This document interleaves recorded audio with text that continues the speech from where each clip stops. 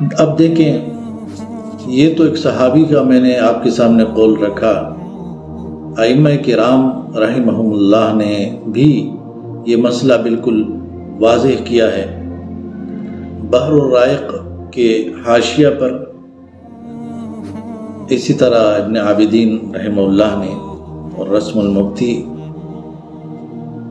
اور بہت سی کتابوں میں یہ بات ذکر ہے کہ امام ابو حنیفہ رحمہ اللہ اپنے شاگردوں سے کہا کرتے تھے کہ اذا صح الحدیث فهو مذہبی، جب صحیح حدیث ہو تو وہی میرا مذہب ہے۔ تو اس کا مطلب یہ ہے، اگر کوئی صحیح احادیث پر عمل کرتا ہے تو یہ امام ابو حنیفہ کے خلاف نہیں ہے۔ امام ابو حنیفہ کے خلاف وہ شخص ہے جو صحیح احادیث کو چھوڑ کر دوسروں کو پیچھے چلنے لگتا ہے۔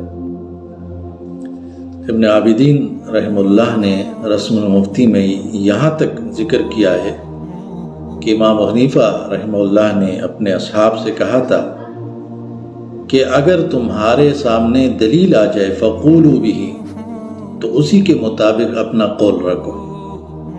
تو بات بالکل واضح ہے۔